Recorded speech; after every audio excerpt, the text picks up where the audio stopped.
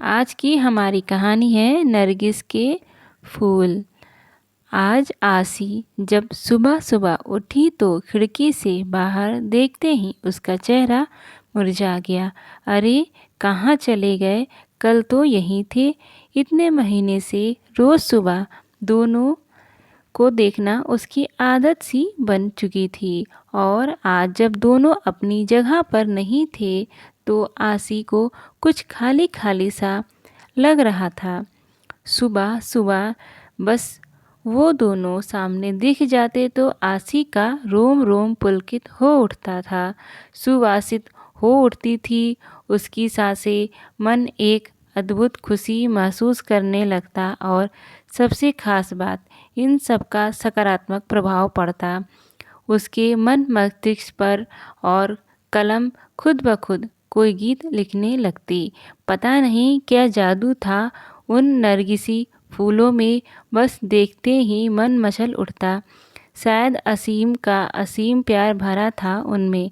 आखिर उसी ने तो आसी के जन्मदिन पर यह गमला उसे उपहार में दिया था, और फिर दोनों ने मिलकर उससे नरगिस फूलों का यह पौधा लगाया था। देखो ना आसी, तुम्हारे लिए एक काम सौंप कर जा रहा हूँ। कल ही मुझे कंपनी के एक प्रोजेक्ट के लिए दुबई निकलना पड़ रहा है। बस 6 महीने की ही तो बात है, फिर आते ही झट मंगनी और पट ब्याह। बस तब तक मेरी यादों को इस पौधों में सजाती रहना। असीम को आसी को बातों में उलझाना बड़े अच्छे से आता था। असीम बेशक चला गया था, लेकिन आसी हर रोज़ बड़े अरमानों से उस पौधों को सींचती रही। आसी की खुशी का उस वक्त ठिकाना नहीं था जब वह एक रोज़ सुबह उठी और उसने पौधे पर 2 फूल खिले हुए देखे, पीले रंग के। दोनों फूल बिल्कुल एक दूसरे से जुड़े हुए थे। आसी और असीम की तरह आसी रोज़ उन फूलों को निहारती रहती और असीम को याद करती। आसी की रोज़ असीम से फ़ोन पर बात होती थी। भला 2 साल से चल रहा प्रेम दूरियों से कैसे कम हो सकता था? इसी प्रेम की शक्ति ने तो उसे क्या से क्या बना दिया था। कभी किसी की चिट्ठी पत्री में 2 अक्षर ना लिखने वाली आसी की कला आज अनवरत चलने लगी थी। अपने जज्बातों की स्याही में भिगोकर क्या क्या ना लिख डाला था उसने। तेरे एहसास में खुद को ऐसे फना कर दिया हमने, ज़िंदगी बाकी ना बची, न तेरे साथ और न तेरे बाद। पता नहीं कैसे एहसास थे जो दिल से निकलकर पन्नों पर बिखरते रहते थे। जब भी मन होता आसी उन नरगिस के फूलों को निहारते हुए खिड़की के पास जाकर कलम लेकर बैठ जाती। माँ जब डांटना शुरू कर देती तब सुध पड़ती थी, कुछ खाना भी है और घर का काम काज भी देखना है।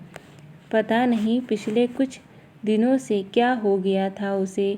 पतझड़ का मौसम आ गया था, फूल मुरझाने लगे थे। माली से पूछकर खाद पानी भी डाला। असीम को फ़ोन पर बताया तो वह भी पहले खूब हंसा, फिर बोला, पतझड़ बीत जाने दो, सब कुछ ठीक हो जाएगा। आसी फिर भी आश्वस्त नहीं हो पा रही थी।